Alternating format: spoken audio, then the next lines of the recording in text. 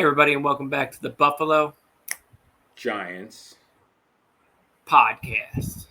All right, Brian. Well, some crazy things have happened in your world as of Thursday night, going into Yeah. Friday. How you feel? Yeah, so I'm obviously really excited. You know, if you know me, you would know that I probably preferred Stefanski here, really because of the age and the recency of his two-time Coach of the Year awards. But Harbaugh, there's a lot of history that dates back to Michigan with him, so certainly not.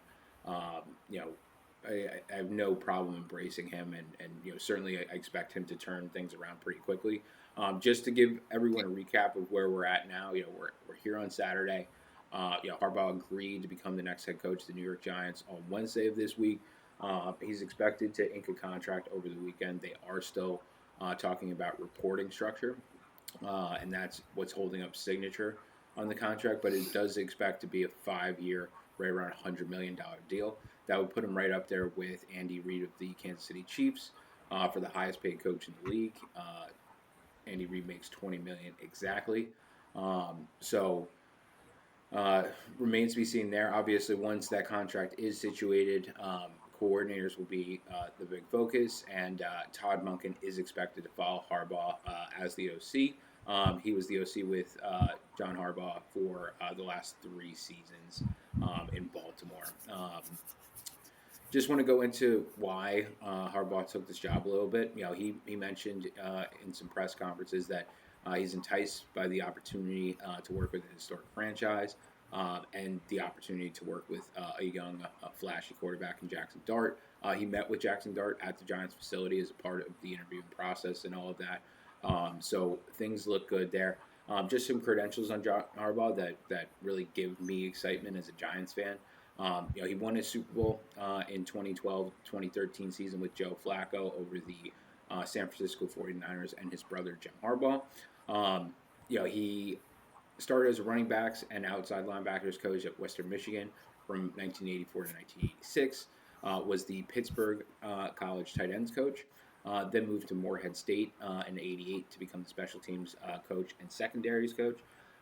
Moved to Cincinnati as a special teams coordinator after that. Indiana following that, and then he gets promoted to the NFL, becomes the special teams coordinator of the Philadelphia Eagles from 1998 to 2006. So most of that time being with Andy Reid. And then he became the Philadelphia Eagles defensive back coach for 1 year in 2007 before getting promoted again to become the Baltimore Ravens head coach, where he held that mantle for 17 years from 2008 to 2025. 16 seasons in total. Has 12 playoff berths, 6 AFC North titles, was the 2019 AP NFL Coach of the Year. He's also got the record for the most road playoff wins of any coach in NFL history, and he's the first coach, and I believe only coach, to ever win a playoff game in 6 of his first 7 seasons as a coach. So, just really excited. There's a lot of success, obviously, a lot of winning pedigree that you can trace to those numbers. You back that up with 180 to 113 regular season record, and then a 13-11 record in the postseason. And that Super Bowl was Super Bowl 37 that they won. So Harbaugh, like I said, has some Michigan ties. He was born in Toledo, Ohio, but went to high school in Ann Arbor, Michigan. His father, Jack Harbaugh, was an assistant for legendary coach Bo Schembechler. And so there are a lot of ties both with the entire Harbaugh family and the University of Michigan. So all of those things make me really excited. Again, I think the biggest things for me as a Giants fan with this hire were, one, I think that it was probably the most prudent. John Mara is going through cancer treatment right now. He's been going through chemo this past season. So I think that the smart move is probably the best move in the sense that anything that they do, they don't want it to blow back on ownership if it does crash and burn. And so getting a guy like John Harbaugh is going to make sure that you have the best person in that spot to navigate that unstable time. Again, I think Stefanski may have been a little bit better for Dart's progression, but that's because we're talking about him having the ability to coach for 15, 20 more years. It's not like I feel like Harbaugh wouldn't do that same job in a smaller sample size, just given that he's older. So, um, and then when I talk about elite program builder, part of that means bringing in coaches that go on to do bigger and better things. So just to name a few, these guys have worked under John Harbaugh at one point or another, and ultimately got elevated elsewhere, really signaling the strength and resilience of that coaching tree. Guys like Rex Ryan, who went on to coach the New York Jets and Buffalo Bills. Hugh Jackson, who became the head coach of the Raiders and Browns. Chuck Pagano, who obviously became head coach of the Colts and is currently working on that Ravens staff. Jim Caldwell of the Detroit Lions, he was there in the Matt Stafford, Calvin Johnson era from 2014 to 2017. Mike Pettin, Cleveland Browns, obviously not the best. Yeah. Gary Kubiak of the Denver Broncos. Vic Fangio of the Denver Broncos as well, pre-Philadelphia Eagles. Thomas Hammock, which is a college coach now. David Culley, who's also, he's now, he was the coach of the Texans in 2021. And then Mike McDonald. And then Mike McDonald, who we all know as coach of the Seattle Seahawks currently. Probably one of the best coaches in the league, right? So, he will probably bring a lot of, I expect him to bring a lot of the pieces that are necessary to win football games, something that the Giants have really, really struggled with for, I would say, the better part of 15 years now. They did have a flash in the pan kind of a year with Daniel Jones and Odell Beckham, but it's been very few and far between, really since our last Super Bowl appearance. So, this should put us right on the right track. Certainly I expect John Harbaugh to be able to get the players up for these games, and so I think probably the last note here is that you got to continue to monitor Harbaugh's relationship with Joe Schoen. Joe Schoen survived the Brian Daboll firing and that regime change, and it's very, very possible that they decide to make a move with him if he doesn't gel with Harbaugh. So keep that in mind. Obviously, they've got some time between now and the NFL draft, and what they may choose to do in free agency. So continue to look out for that. It's definitely something that could be in flux. But one thing that's not is that John Harbaugh will be the coach. It's just a matter of time for ink hits paper. I got a question for you, Brian. Yeah. How does it feel to hire the guy that has blown the most fourth quarter leads in the last 10 years? Yeah, so the answer to that question is twofold, right? Like, he doesn't play the games, right? He just puts the players in position to win, and the team has been in positions to win, right? He can't make Mark Andrews catch a ball. He can't make Tyler Loop hit a 44-yard field goal, right? Like, these are things that he can only make sure that the plan is good enough to be able to put them in position to win. And if they blow that, then that's on the players, right? That's at least the way that I look at it. So that is something that I've noted here as well, is whether that those disappointments and that trend of disappointments continue to follow him. But again, for me, I have to believe at this point that the Ravens put themselves in position to win these games. That's on the back of having a good enough game plan and practicing the game plan throughout the week and being prepared. It's just that execution can sometimes be lacking. And so I have to hope that my guys on the New York Giants, the players on that team, are going to do their best to execute better than what we maybe saw in Baltimore. If this was a quarterback situation, if you were telling me we were like getting a franchise quarterback or former franchise quarterback that had been on a string of losing games late in recent years, I would feel much, much differently. But you kind of said it yourself in that the Ravens have been in position to win these games or steal these games, and they ultimately don't. And that's something that I put more on players when you are able to get to that situation more than the head coach themselves. Fair enough. And then my only other question is, who do you think he brings in who do you think goes and who do you think stays on the coaching staff currently? Yeah, I would expect him to clean house. I would expect him to basically try and start anew from a coaching standpoint, like top to bottom. I certainly think that there may be some coaches that maybe get retained for the sake of being able to keep the Giants' pride and tradition alive. But I don't think that needs to be anyone's particularly important. Like I don't think Kafka needs to be retained in order for that to happen. I think John Harbaugh Right. brings enough of that himself, and with the confidence that just his hire instills in the team. So, uh, I mentioned that I think Todd Monken will be coming with him as the OC. Yeah, I would love to speculate on defensive coordinator, but right now there are a bunch of head coach vacancies, and so guys like Brian Flores, for example, while I would love him to be our DC, I fully expect that he'll take a coaching job elsewhere. The same goes for Stefanski, who was a former head coach of the Browns. I expect him to be to be a head coach again. So you don't necessarily have the biggest pool of those types of guys. I wouldn't be mad if I saw him pull someone from earlier on in his time with the Ravens. Um, you know, but that all really remains to be seen. Is he hasn't even inked the contract yet, so it's hard to speculate on what coordinators and special teams coaches and things like that he would want to bring in. Anyone but Kevin Patullo. I think it's pretty safe to say that we will not be doing that. Even if he was, I would say, let's say he did have a good season, and the Eagles still decided to fire him. I don't think the Giants would be picking him up in division. He's not, a Babe Ruth getting traded from the Red Sox to the Yankees, right? Like he's. I think Todd Monken will come over and be better than Kevin Patullo was. I mean, we mentioned that Eagles offense and how it wasn't able to click fully all season. I don't think anyone in the league would be excited to be hiring him. I'll give you Joe Brady. You can have him. Better than Joe Judge. So Well, anything's better than Joe Judge.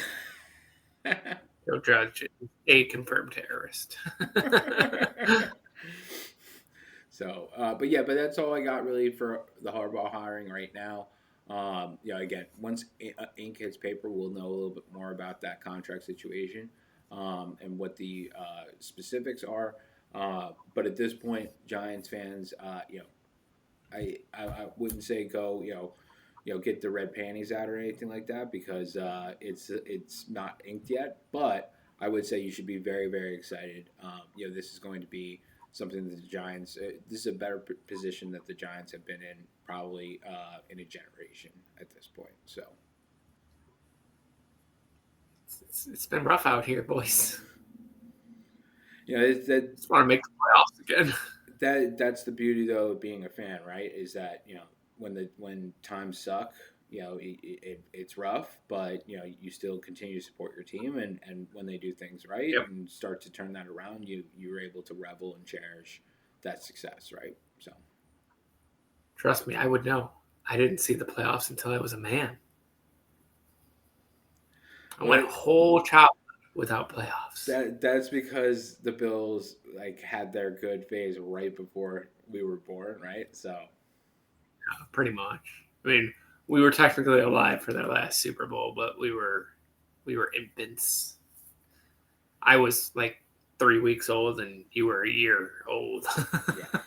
Definitely not old enough to remember any of it. No, not a chance.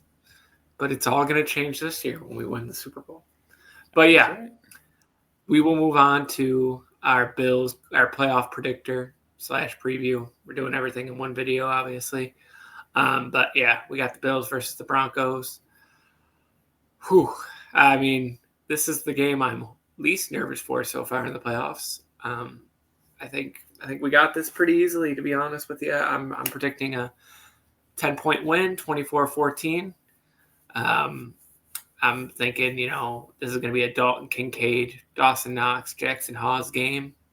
Gonna just run the 3 tight end set and have a lot of fun. The Broncos X factor for me is going to be, what can RJ Harvey do? Can he finally run the ball consistently, or is he just going to be a wide receiver? My hero of the game for the Bills is going to be our secondary. And then my villain for the game is the Broncos' run defense because, I'd like James Cook to do a little bit more than last week. But we'll see what happens. But we got some injury news. Ed Oliver is up and ready to go. So is Curtis Samuel.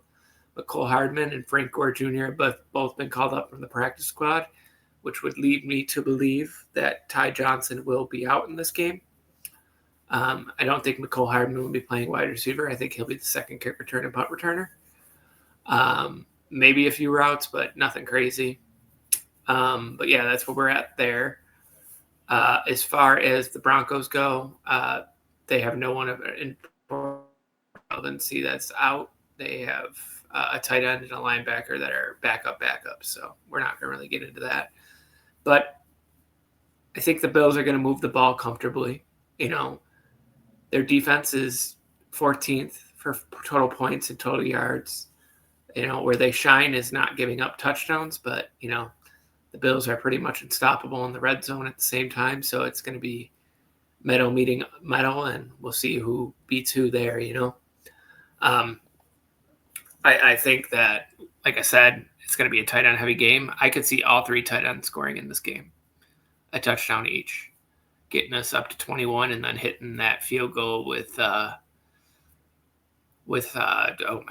Prater, and that being that, I could see the Broncos getting some cheap RJ Harvey 1 yard runs or some screens into the end zone. You know how the Broncos do. They don't really pass deep all too often, and when they do hit a deep shot, they don't score usually. It's usually they're tackled at the 1 or the 2. Because Bo throws it a little too short, the wide receiver catches it and is tackled immediately. It's just I don't believe in Bo Nix at this point. Like, he's a decent quarterback, but I still think he looks worse than last year. I think he played better last year personally. I think the Broncos don't have enough receiving options, and not having J.K. Dobbins, they haven't had a very good ground game. Like I said, Harvey's shifty and can do things, but he's not a good running back. He's a good wide receiver back. He reminds me a lot of Kamara with less running talent. But yeah, that's where I'm at there. As far as anything else goes with the Broncos, the thing I'm nervous about the most is their run defense. I think they could bottle up Cook, and they can make it a long day for him. But I believe that Josh Allen's going to go crazy and do whatever it takes to get this win. The weather won't be a factor. And, if you really think about it, Josh Allen played his college ball in Wyoming. He's been amazing in every game in Denver. Wyoming is even higher elevation than Denver. So I just think that he'll be right at home playing there, and everything's going to be good. That's really all I got. We're going to go crazy. We're going to win the game, and that's going to be that.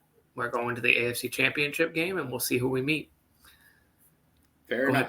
I see it relatively. The only thing that's stopping me from fully endorsing what you said there, James, is that I think this game is going to be razor thin. I watched that Houston Texans Bills game in the regular season. I think this is as close to replicating of that Texans defense that you're going to see. And so that gives me a lot of concern, particularly with some of those knocks that I saw Josh Allen sustain in that game at Jacksonville last week. So I do have the Bills winning this one, but I have it as 24-23. I have it as Josh Allen able to find a way to get that offense 3 touchdowns, and then probably winning it on a game-winning field goal on the last drive of the game. I realize that the defensive stats for the Broncos aren't necessarily the highest, but they are top 5 in yards per game given up. They are top 10 in both passing yards per game and rushing yards per game given up. Like you said, their points per game is a little bit behind that at 14. So they do seem to give up some points, like you're able to score touchdowns on them. So that's why I kind of have it as like 4 scoring drives, 3 of them being touchdowns, 1 of them being a field goal. You mentioned how Bo Nix and that offense really hasn't been on the same level that they were last year. A big reason for that is Cortland Sutton has not performed nearly to the rate that he did the year prior. So I look for that to continue against a good pass defense. in the Bills. Similar to what you had. Yeah, I have Dalton Kincaid as my X factor here for the Bills. The Broncos can be had against tight ends. They're much weaker against tight ends than they are at every other position. Brenton Strange ate them up when they played the Jaguars this year, for example. So I look for Dalton Kincaid to have a big game, mostly in terms of like being able to convert on key third downs or being a good red zone target.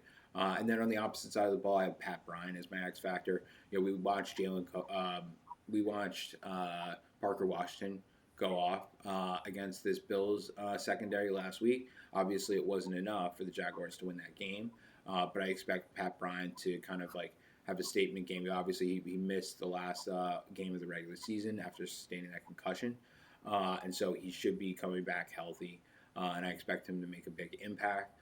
Particularly because I expect the game plan for the Bills secondary to be more focused on Cortland Sutton and Troy Franklin, and making sure that the run is stopped more so than that third wide receiver, which is what we saw against the Jaguars. My heroes of the game for the Bills, just to give you my thoughts, Josh Allen. I think that he's going to have another superhuman game. But I obviously, from my prediction of 24-23 Bills, I think he's able to stay healthy enough to finish the game. And I think that he's able to do enough over 60 minutes to squeak out the win there. On the opposite side, I've got RJ Harvey. He's going to have a big game. As you mentioned, not the best in between the tackles rusher in the league, but very, very efficient catching the ball out of the backfield. They're going to need to find ways to simulate runs through screen passes if they're not able to get that done.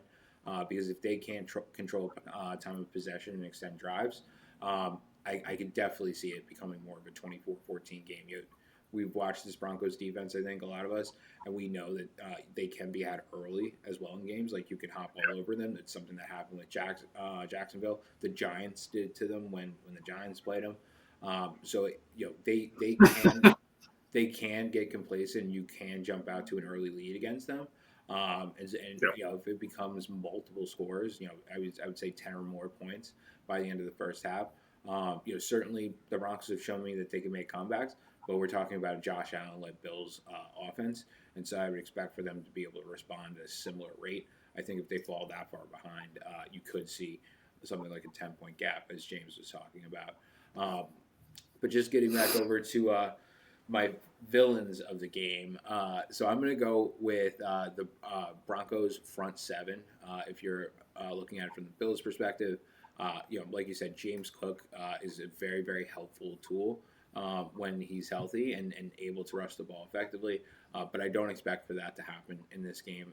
The Broncos have a very good run defense, similar to the Jaguars last week. The Jaguars were able to bottle up James Cook, and so I expect a similar script in this one.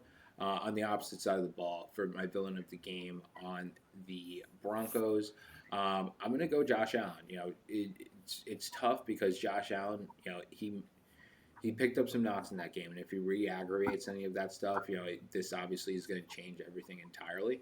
But I think that I'm going to assume that Josh Allen stays healthy for the entire game. I'm going to assume that he's able to play all of the offensive plays that he needs to, and if that's the case, I'm going to say that the Bills win the game. So that's I expect for his legs to play a big role, very similarly to how the Jaguars game went with some QB sneaks playing to pick up some key short yardage situations. I expect a lot of that again here. I don't think that they're going to try and get cute. For me, they really put the kitchen sink at that game last week and showed that they could really get the job done, even if they weren't going to hand the ball off to James Cook on third and ones and things of that nature. So, again, I've got the Bills triumphing in this one, 24-23. I do see it being very, very close. I do expect that front seven of the Broncos to create a lot of havoc as well as stop the run. But the way that Josh Allen has been playing this season, particularly when healthy, I don't think it's a smart bet to go the opposite direction. Agreed. Go Bills, and at the end of the day, I just want to see it win. But at the same time, it'd be nice to not have a stressful game for once. Please. I heart wouldn't get can't your take hopes it up, anymore. James. I think this game is going to have fireworks. I want to say the offensive fireworks I would expect to be in the Bills' favor.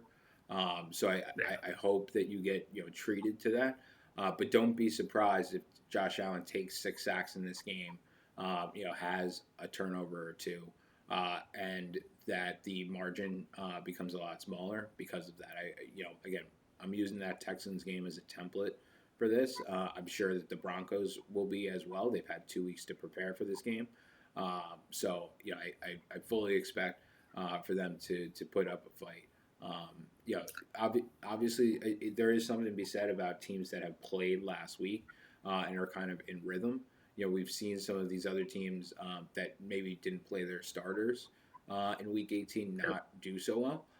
So that is something that is a big factor as well for me into why I picked the Bills. I think that they are in rhythm a little bit. They're coming off probably one of the most difficult games they could have had in the Jaguars based on how the bracket set up for them.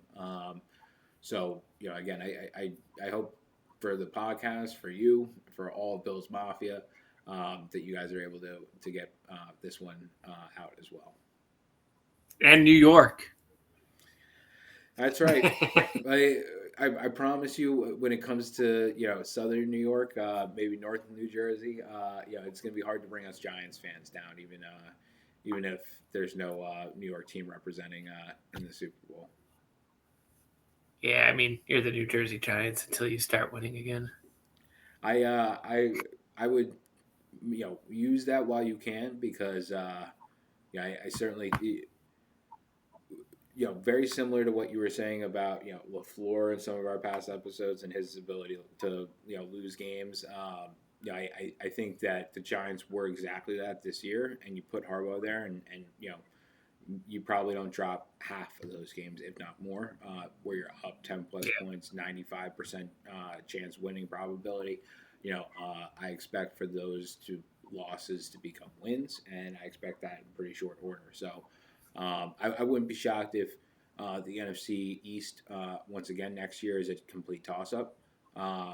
Especially if AJ Brown gets traded, and the Eagles have even more lack of talent or dysfunction going on. Certainly if Jalen Hurts has another year like he did this year, everything is in play, right? Yeah, absolutely fair. Absolutely fair. Well, let's move on over to the San Francisco versus Seattle. I'm picking Seattle to win this game.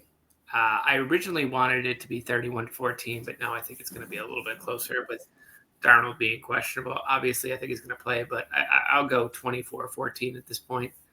I'll knock it down a little bit. I just think without Kittle, San Francisco's not in great shape. My X factor for this game is Sam Darnold, and my hero of the game is going to be JSN.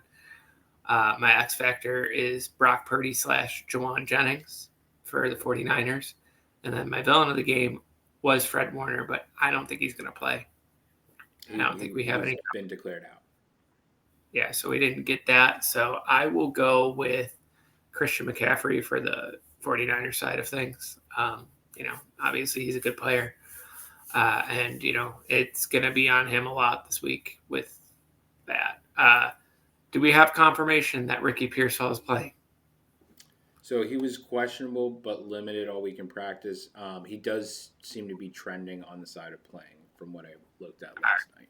Well, I'm not going to say anything on him until we know for sure. But I just think Seattle, they had the time to rest. They had that amazing game in Week 18 over the 49ers. They had the momentum from that game. They took the week off. Unfortunately, Sam Darnold did hurt his oblique, but 99% chance he's playing. I don't think there's a world where, unless that thing's falling off the bone, he's playing. He has to. It's the divisional round of the playoffs, so I think they'll run the ball pretty good in this game. I think they'll be able to throw the ball. I just don't think San Francisco is going to have enough to stop them, and the weather's going to be a non-factor. It's going to be 48 degrees, partly cloudy. It's a night game, so it's not like there's going to be sun glare or nothing. And that game's going to start at, 5 o'clock then, their time? Correct. So, I mean, it'll be dark within an hour of the game starting over there. So we're good to go. Seattle, I'm just taking Seattle. End of story. I got nothing for San Francisco left. Kittle gone. No Fred Warner back. Defense is in shambles. I mean, they beat a very weak Eagles team, and they only did it by, 7 points? I don't think they have a chance in this game. Go ahead. Fair enough. So for me, I view that San Francisco victory, in Philadelphia very very differently. I feel like they were able to overcome adversity on the road, both in terms of beating the former Super Bowl champions as well as overcoming the loss of George Kittle tearing his Achilles in that game. For me, I look at the Seattle team, and they only scored 13 points against the 49ers in Week 18 of the regular season. You add in a Sam Darnold oblique injury that caused him to leave practice on Thursday. While he may play, I don't think that guarantees that he's going to play well. So I think this game is very, very much in the balance. I think it's going to be another low scoring affair, much as we saw a couple of weeks ago. I've actually got the 49ers winning this one 17-13. I think the fact that they only need a couple of scores is really going to benefit them. I think that they're going to do their best to try and continue to be unpredictable. Things like Demarcus Robinson, plays like we saw to open up the game last week. Things of that nature. The other big thing is that I expect Ricky Pearsall to play in this one. Ricky Pearsall, when he's been healthy, has been very good. But he's not been very durable, and he's had a very small sample size in terms of when he's been able to play this season.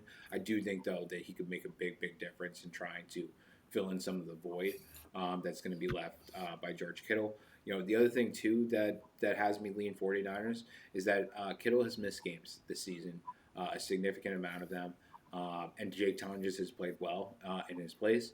The 49ers have found ways to win games without Kittle really all year.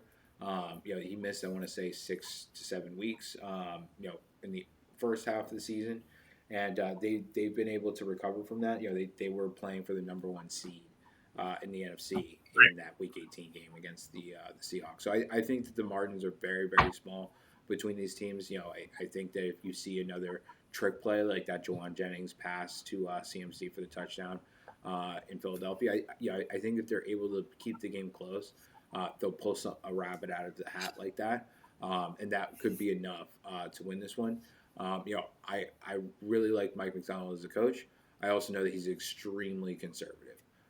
The only time I've really seen him be aggressive this year was after they scored that touchdown, responding to the Rams on that Thursday night game and proceeding to go for the 2-point conversion to win it, rather than kick an extra point to tie it and potentially tie that game. So, I think that that plus experience with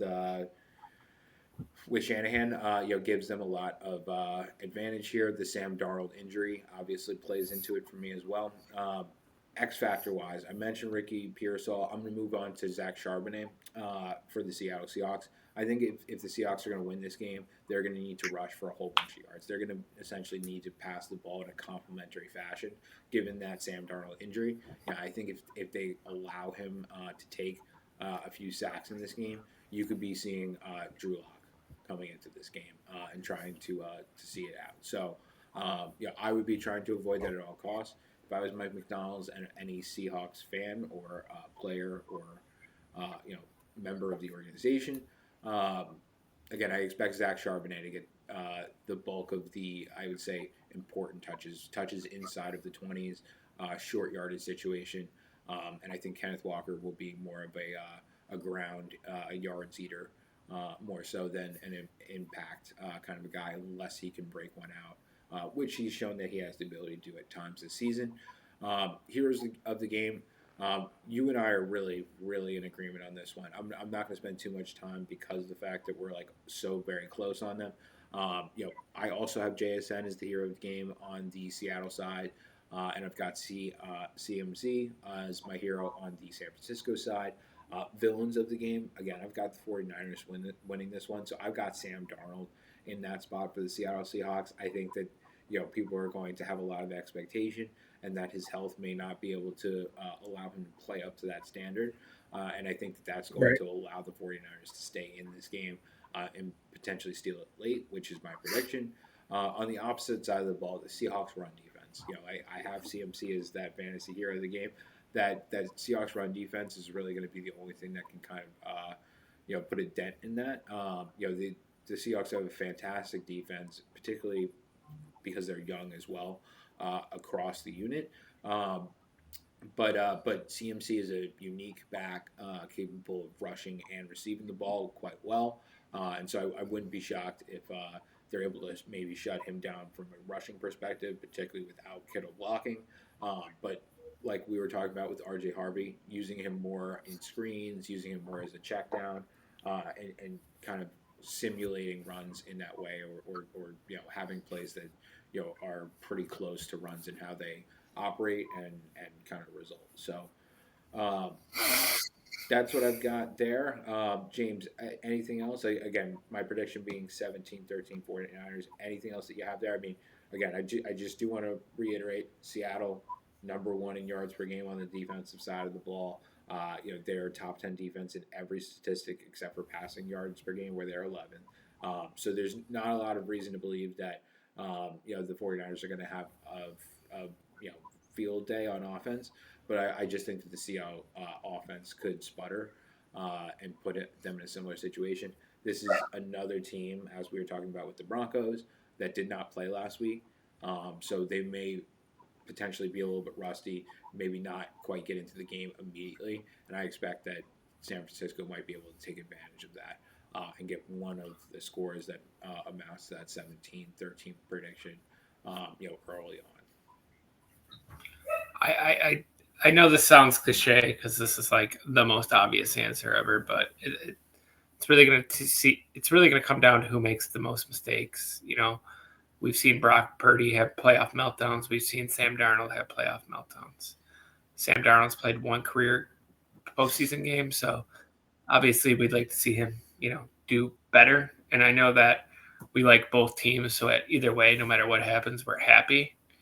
But at the same time, this is a big game for both quarterbacks. Ideally, they both play good because I don't think either fan base can handle either quarterback choking in this moment at this point.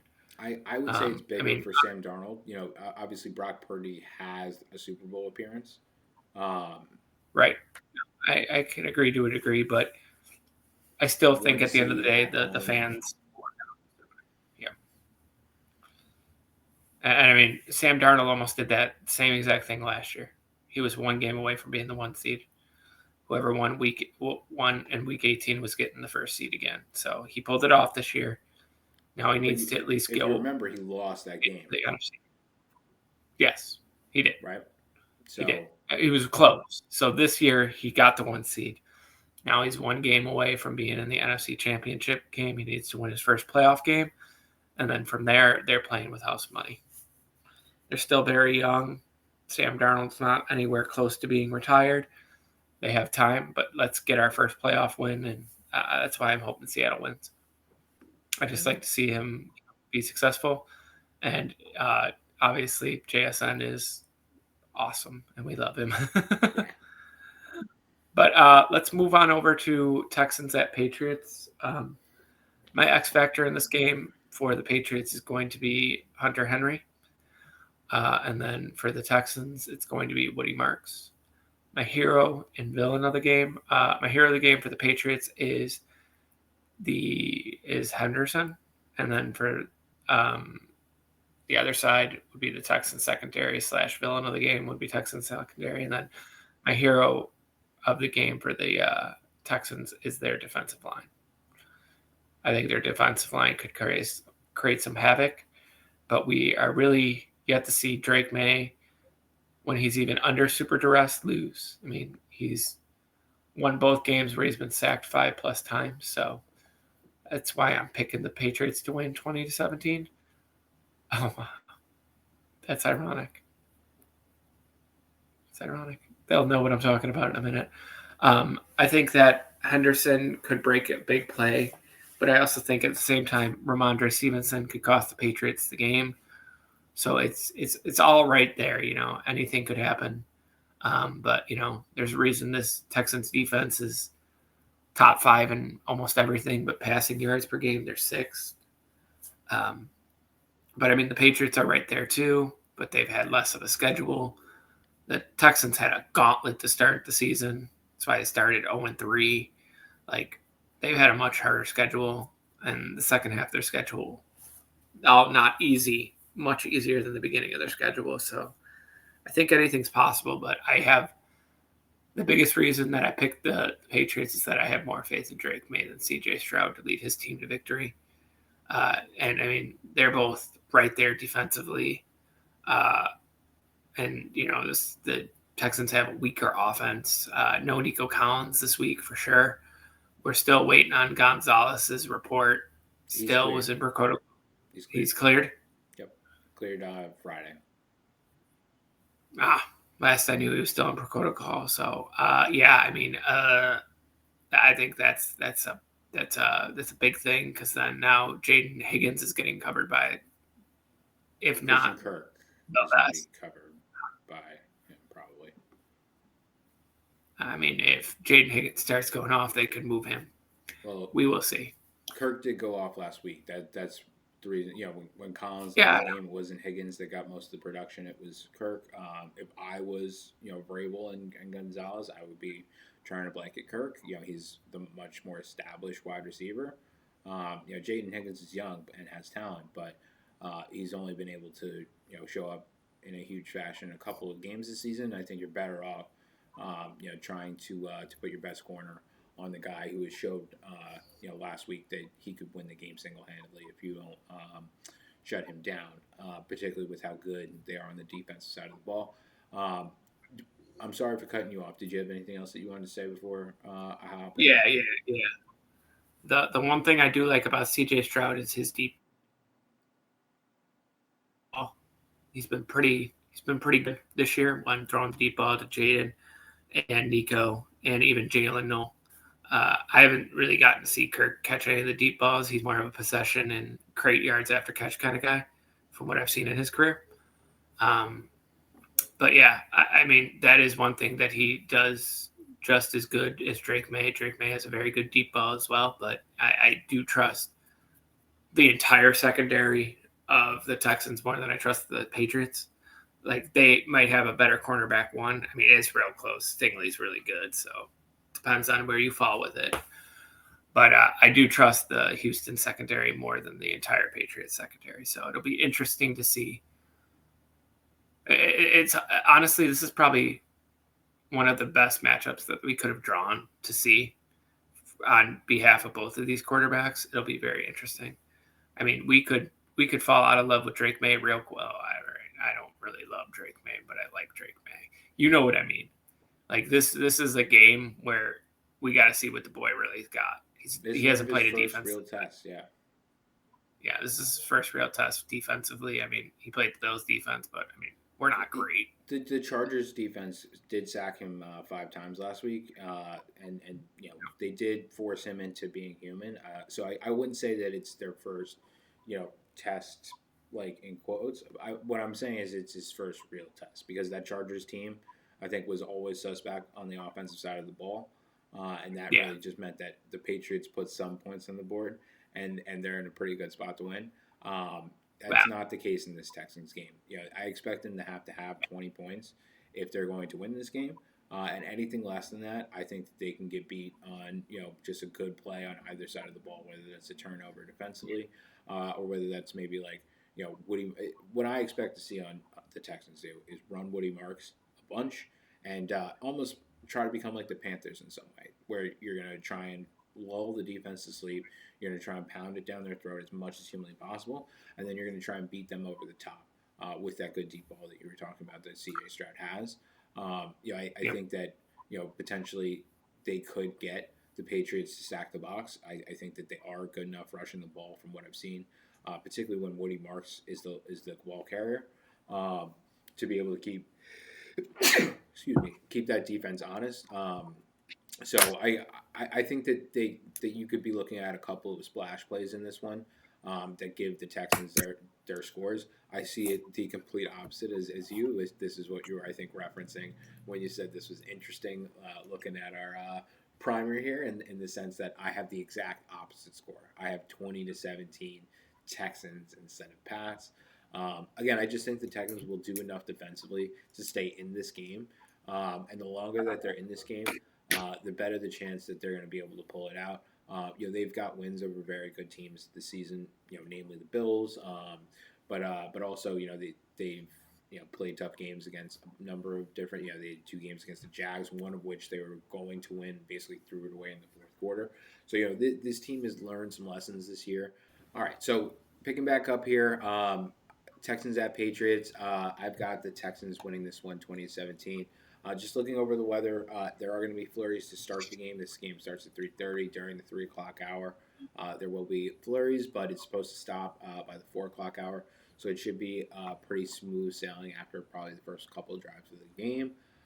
We mentioned Nico Collins is out. Also out is Justin Watson, a wide receiver for the Texans. Trent Brown, tackle, is limited in practice and questionable for the Texans. Harold Landry, this one's a big one. He is listed as questionable with a knee injury, a starting linebacker edge for the Patriots, and he did not practice on Friday and all week. So that's one to look out for. If Landry does not play, that could significantly impact the run defense statistics and the potential for them to get after the quarterback, because Landry is a very, very important player for that defense. And then just to recap, Christian Gonzalez did clear concussion protocol on Friday and will play in this game. I expect Christian Kirk to be drawing that matchup and for him to be blanketed as a result. My X factor, because of that, is going to be Jaden Higgins. For the Texans, I believe that the coverage of Christian Gonzalez going to Kirk is going to force him to have to be able to win in order for the Texans to be able to have those splash plays that I was talking about, where they potentially lull the defense to sleep with the run being effective and then beating them over the top.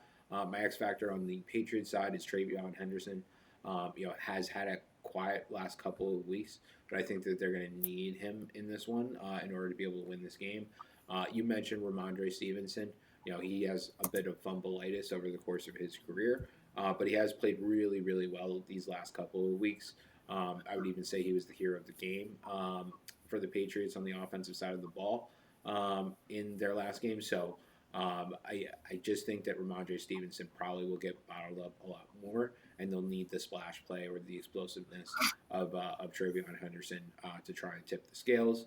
My hero of the game on the Texans side of the ball is going to be Woody Marks. Again, I don't see any way in which the Texans win this game where Woody Marks isn't averaging close to 4 yards to carry and making sure that the Patriots defense is staying honest and potentially stacking the box with 8 men on certain plays. And then we see the Patriots side relatively similarly. I have Hunter Henry as my hero of the game on that side. I think that he's just going to need to have a massive day. I think they're going to need to be able to be in run formations and be able to pass the ball in order to beat the Texans in this one. My villains of the game, I'm actually going to go Drake May on the Patriots side, and not necessarily because I think that he will be terrible in this game or anything like that. I just think that he showed that he was human last week against a defense that's not as good. And I think that it could put him in an even bigger trap coming into this game. So, he took 5 sacks, threw an interception in that last game. I could see the same type of chaos or even more happening in this one. And then villain of the game on the Texans side, I'm actually going to go C.J. Stroud. I think C.J. Stroud is going to have a rough game.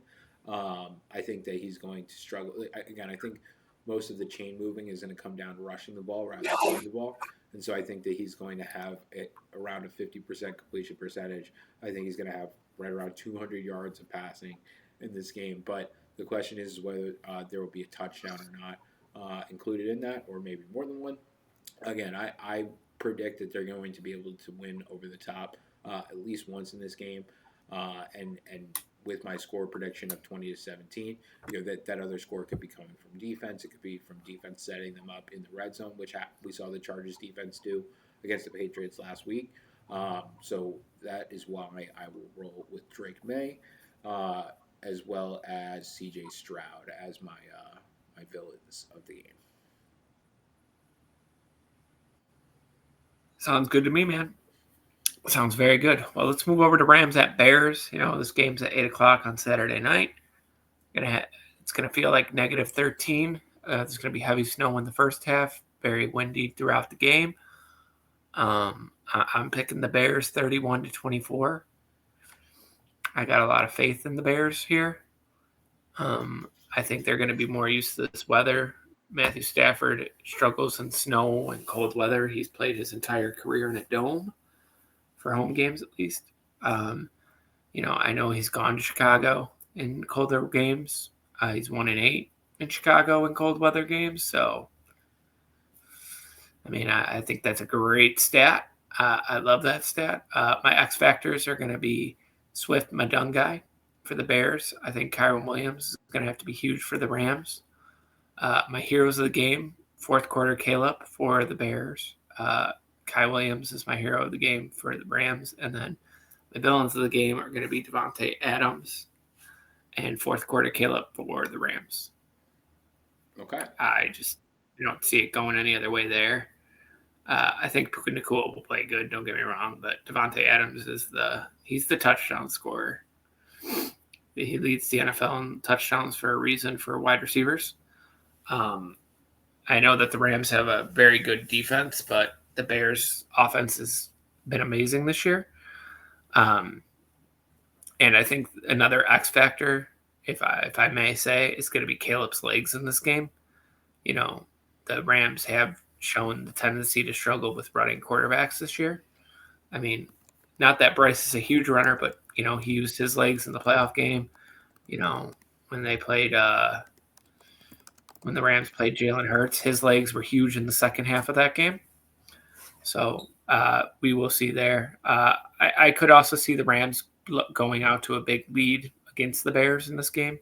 I could see the Bears down 14 points going into halftime, if not more. And just, they've been the cardiac kids for a reason. The Rams have given up big leads this year in most of their losses. Look at Philadelphia. Look at the Panthers. It's all right there in front of you. We've seen this script already this season. And obviously that's what I'm kind of hoping for, I don't want to see the Bears get out to a big lead. I haven't seen them be able to close out games where they have big leads. So I think this is really going to be a game of coaching. We got two of the best young coaches in the game. We have some amazing play callers as well. I believe both head coaches call plays. So it'll be a fun game by any means necessary. And I know the Rams have the better defense, but, they have a quarterback that struggles in cold weather. A lot of these guys that they have, Kyron Williams, Puka, they're not used to that, but the Rams also have a guy like Devontae Adams who played against the Bears as a certified Bears killer, played in Green Bay for, 10 years, give or take, a year or two. I'm not entirely sure, but yeah, I'm going with the Bears here. Like I said, 31-27. I just think they could be a team of destiny at this point to make it all the way. Don't think they'd win, but I think they got it, Brian. It's just every time I say they're going to lose, they win. So I'm going to take them to win and go from there, and if I'm wrong at the end of the day, it's okay. We'd love to see Stafford get another ring, win MVP. So either way, it's a win, for us. We're going to see a good team in the next round. So I'll let you take the floor. Yeah, thanks, James. So I've got the Rams winning this one 31-27.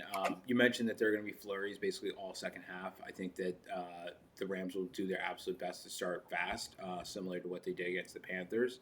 I expect Puka Nacua to go absolutely nuclear in this game. If you recall, he dropped like an open touchdown. That would have sealed the game probably much earlier in that Panthers game. had to be like Yeah. consoled on the sideline by McVay, etc., like that. So I expect it for them to really force feed him while still clear in the first half. You mentioned Devontae Adams and his threat in the red zone. I've got him as my X factor for this game. Basically what my prediction comes down to is the Rams scoring 4 touchdowns and getting a field goal, and the Bears scoring 3 touchdowns and getting 2 field goals. I think Devontae Adams is a big reason why. You're seeing, my prediction being the same amount of scores for both teams, but the Rams ultimately getting more touchdowns out of those scores. On the opposite side of the ball, I've got DJ Moore as my X factor. He has quietly been showing up in these games where the Bears come back late. He's not justifying necessarily his contract value per season necessarily, but he has come up big in the clutch when necessary. You look at each of those last 2 games against the Packers that they played, and he scores the game-winning touchdown both in overtime and in the fourth in that playoff game last week. So if the Bears are going to win this game, I think they're going to need to get the ball to DJ Moore. Rome Odunze is questionable in this one, so he may be dealing with a bit of a knock. The Rams' pass defense can be had. They're much better against the run, and they are decent rushing passer as well. That front 7 is pretty good, especially with how good Nate Landman has been playing this season. And now they've got Quentin Lake back, as of last week. So they should be playing even better than their stats suggest. So I think they've got a big advantage on that side of the ball, and I think if they're able to jump out to a lead in the first half there, that the Flurries could play a big role. And maybe you won't see Caleb Williams able to get those big splash plays that helped them come back against the Packers the week before. Heroes of the game. I'm going to go Puka Nacua on the Rams side of the ball. Again, I think that this is just an absolute smash for him. I think he may give away a couple of touchdowns away to Devontae Adams potentially in this game in the red zone, but I would expect somewhere around 150 yards and touchdown for Puka Nacua in this game. And I expect it to come mostly in the first half as well. I think they're going to do everything in their power to try and jump all over the Bears and just kind of squeeze the life out of the game in the second half with the better defense and potentially bad weather. Villains of the game, or I'm sorry, my hero of the game for the Bears is going to be Colston Loveland. Part of that is Michigan and the connection there. But the other part of it is the fact that if you watch that game last week, he looked like the best offensive player on the field. I would say for the Bears, he was getting them out of bad situations time and time again, and he was doing it for the whole game. Whereas some of the players really only showed up in the fourth quarter when they were able to score 25 points to make that comeback. Right, so. I like Colston Loveland again this week. My villains of the game on the Rams side is going to be Luther Burden. We watched Jalen Coker tear up the Rams secondary last week, and I think Luther Burden is the player closest to that kind of profile. I mentioned DJ Moore as an X factor. I think that he could do it, but I know that Luther Burden is very, very explosive right behind him. The last few weeks, it's been more, mid-level catches, 10 to 20 yards, rather than taking the top off the defense and beating them over the top. But that's certainly in Luther Burden's locker, and I wouldn't be surprised if the Bears go down by a couple of scores if Luther Burden has a long one in this one. And then on the Rams side, my villain of the game is going to be Ben Johnson.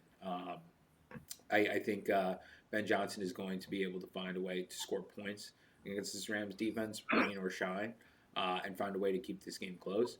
I think ultimately, though, what it's going to come down to for me is that Matt Stafford is just a better quarterback than Caleb Williams.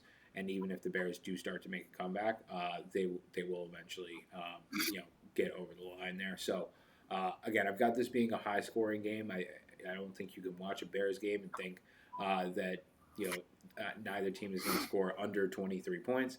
The Chicago Bears put that 25 up just in the fourth quarter last week. So I'm going 31-27. I do think that this will be a little bit more of a laugher, though. I think that I think the Rams will jump out to a pretty big lead, and you'll see the Bears closing it, but not able to complete the comeback. All right, well, that was some great insight there, Brian.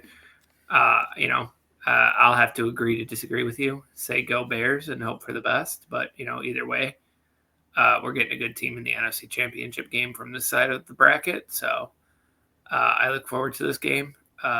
It's going to be a very good Saturday slate of games for sure. I am super excited for this game. Alrighty, let's move on to Quarterback Mountain, where you get to rank your little friend CJ Stroud over there. He is not He's my your friend. buddy. He is not my He's friend. definitely your buddy this week. Definitely you not. picked him over. I picked his team over the Patriots. Yeah, you picked his defense. I don't think And he's going to end up ahead of Drake May in this pyramid. I hope not. We'll see though. But we will. I'm not even going to give you any give me's besides Tua / Quinn and Brady Cook, Smith.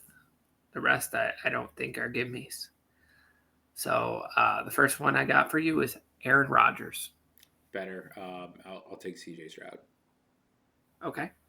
How about and Brady Cook? I don't think you want Brady Cook. So you got 4 quarterbacks that are ahead or behind of CJ Stroud currently. How about Cam Ward? Give me CJ Stroud right now. Okay. How about Justin Herbert? Justin Herbert. Okay. Daniel Jones?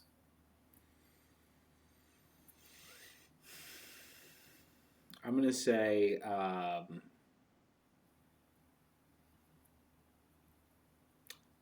this is really tough. Yeah, this is a hard one. I think I'd take Jones. See, he has a better crew of wide receivers and tight ends to throw to, so that's what makes it really really difficult for me.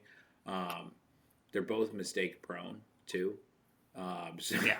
So I think they're both going to fall probably at middle of the league or below.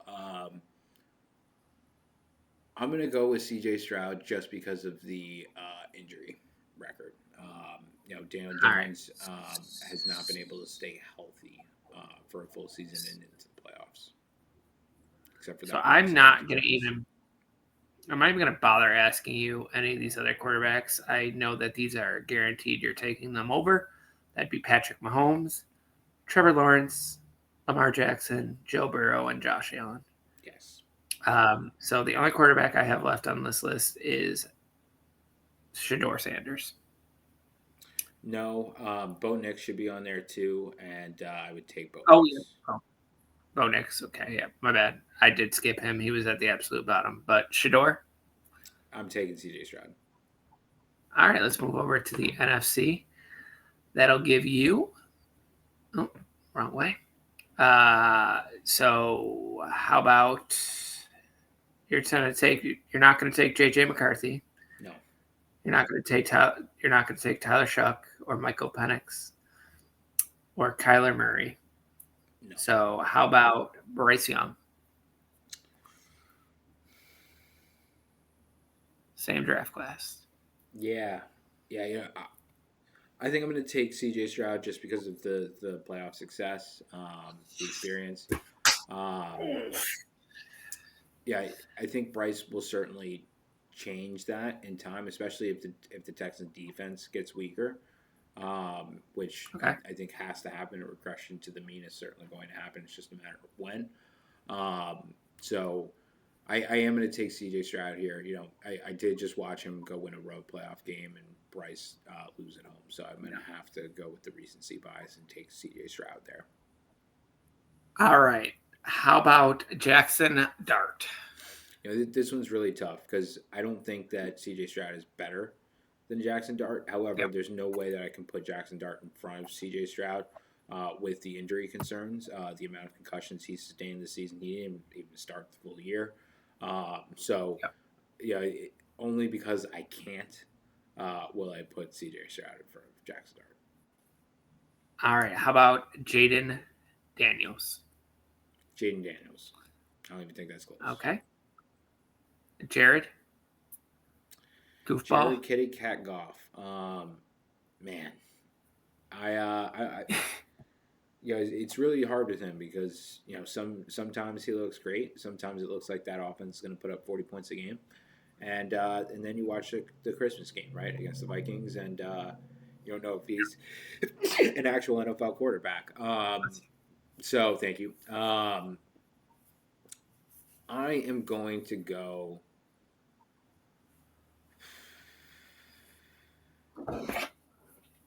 I'm going to go C.J. Stroud. Yikes. I'm really scared to see Jared Goff's ranking this year. All right. I'm not going to even bother asking you about Dak or Caleb or Baker. Taking both of those over and Baker over CJ. I'm not going to ask you about Matt or Brock. But how about Sammy D? Give me Darnold. Okay. How about Jordan Love? Give me Love. And what I would believe to be the final quarterback to be is Jalen Hurts. Yeah, give me Jalen Hurts. Okay, so with that being said, we got 1, 2, 3, 4, 5. Okay, 5 so far. 6, 7, 8, 9, 10, 11, 12. All right, so you have 12 quarterbacks below him. That would put him at 20th. He's the 20th best quarterback in the league currently. He is our lowest ranking quarterback so far. It'll be very interesting to see when we get to Jared how you feel about Jared. I think if we ranked Jared earlier this season, Jared would be very much above him. Yes, but I think he would have slid down as we ranked everyone else because of how his play has developed over the course of the season. All right. Well, we got CJ Stroud there. So current rankings, Brock Purdy at 5, Drake May at 7, Caleb Williams at 8, 9 is Jalen, 10 is Herbert, and then 16 and 17 are Sam Darnold, then Bryce Young, and CJ Stroud in the 20th slot. Pretty crazy. Yeah, I think that's right around where he should be. Yeah, and I can agree to a degree. I would have put him a little bit lower, I think. I would have taken the goofball over him just because of the goofball's playoff success, being to a Super Bowl, being to three NFC championship games in his career. And I mean, I still trust Jared a little bit more. I mean, I know he had a rough season, but the last 3 seasons he's been incredible to a degree. Let me ask you this then, because I don't want to take too much time, but while we're talking about it, just you watch football. Tell me what you thought about the Lions season. For me, I'll start. Like I watched them come in as a massive favorite to win that division. I saw them getting disappointed and upset at home against Washington last year, basically going one and done.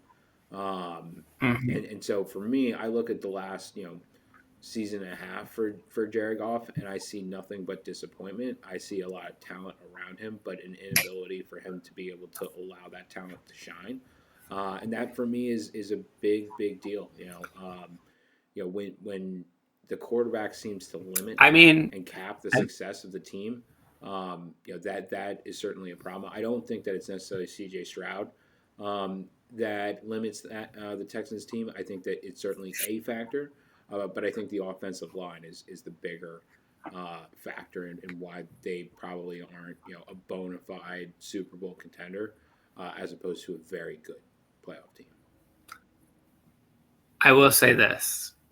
It'll be very interesting to see what happens next year with Jared. If Jared is a bum again, I would be willing to say that he is a Sean McVay / Ben Johnson merchant. But I'm not going to give up on him after one rough season. Because, I mean, he's shown us a lot. He did in have the Ben last. Johnson in that playoff game against the Commanders at home. No, I know. But you can't deny that before that playoff game, he was incredible most of last year and the year before. Certainly will give you that, but I've had a full season now of watching him, underperform on expectations. Yep. And I I've mean, watched yeah, you can't say that he didn't shit the bed this year completely. and I mean, they started 6-2 and finished 8-9. and also you have to look at that in comparison to guys like Sam Darnold who are doing the exact opposite. Baker Mayfield, apart from his injury, is doing a similar thing where he was not so great to begin his career, but has really started to find it. And so for me, those ascending quarterbacks, they nudge past him when you consider everything. I mean, I would take Sam Darnold over Jared, but I'm also a Sam Darnold lover, mostly because he's my quarterback's best friend. So he gets that little bump from me. I mean, I would still at the end of the day, I'm taking Bryce Young over him, and I'm probably Bryce Young supporter number one in America at this point. I mean, I'm taking Bryce Young over C.J. Stroud. So I mean, what does that tell you? You were taking Bryce Young over many better players too, right? Like, I think you took him over. Go ahead. No, go ahead.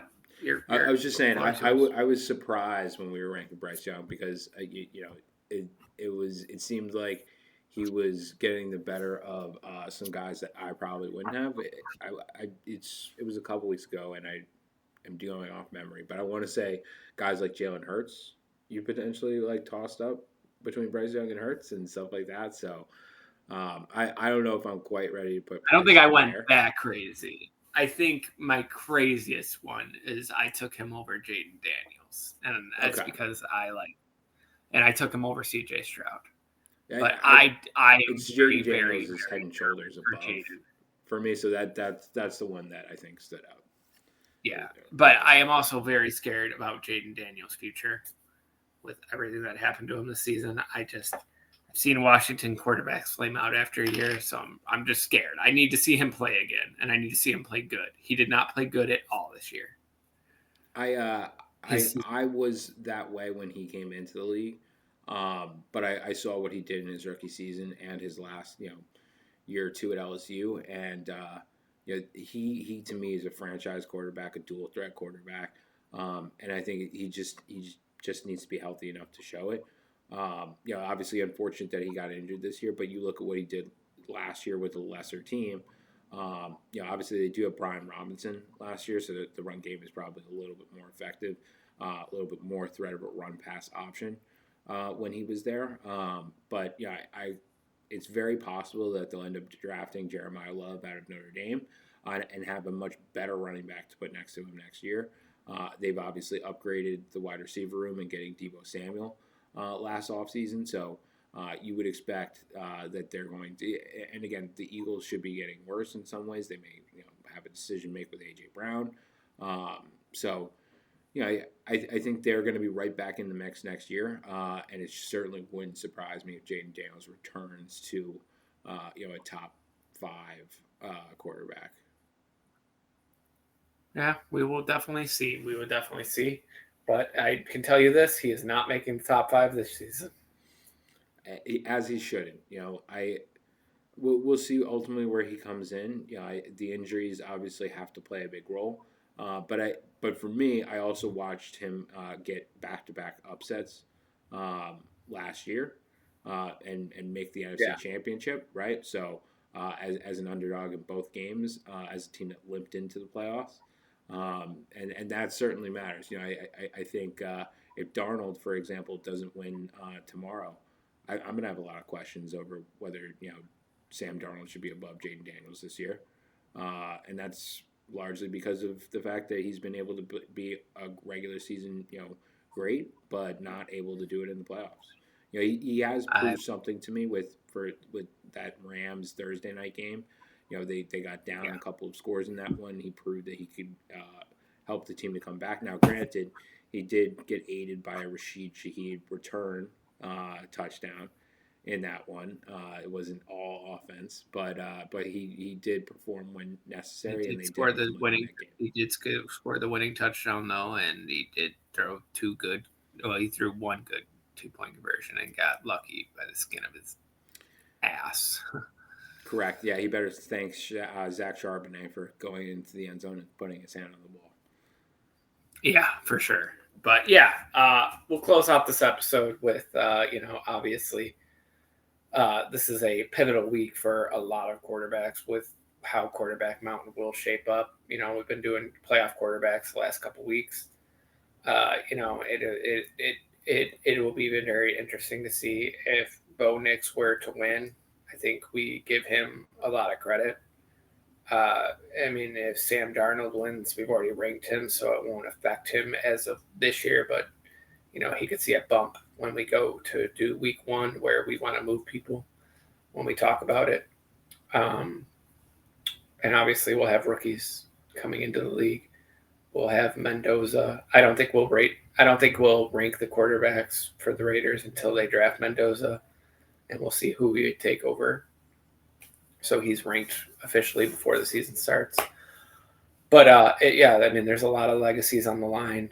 We still have Stafford left to go. We still have Allen. We still have. It might be it. Stafford. We ranked Caleb. We ranked Brock. We ranked Darnold. Yeah, so we got Stafford and Josh left, so they'll be this coming week. So it'll be interesting to see how high they go. I think we already know who one's going to be, but, we'll see. We'll see. It's between, 3 dudes. Josh, probably Pat, and I would say Stafford. I don't think we would put Lamar or Joe Burrow at 1 with their health issues. And I'm not going to bang Mahomes for tearing his ACL. That it was a freak incident. I think Mahomes is shown in his career he's very not fragile. He played with a damn dislocated ankle for multiple weeks on a way to a Super Bowl, depending on how legitimate that injury was. But, I digress. But yeah, fun episode, Brian. Appreciate you as always. In the meantime, y'all can like, comment, subscribe, talk to us in the comments. We'll reply to every comment that we see, even the negative ones. But until then, on my part of the closing, do good, be good, go Bills. Go ahead, Brian. Yeah, and I finally get to say this, so I'm happy. Giants pride, baby. Harbaugh gonna leading the ship, and we finally have something to be thankful and happy about. So, but with that, we will wish you a great rest of your Saturday. Enjoy the divisional round of the NFL playoffs, and we will join you again on Tuesday night to recap the divisional round results. And look forward to the AFC and NFC championship games. Enjoy your vacation, Brian. And yes, programming note, the video will be out live Wednesday. We have to do Tuesday with Brian being on vacation this week. So, go Bills. Go Giants. Giants pride, baby. Giants pride. But with that, we wish you all a great rest of your day and hope you have a great rest of your weekend.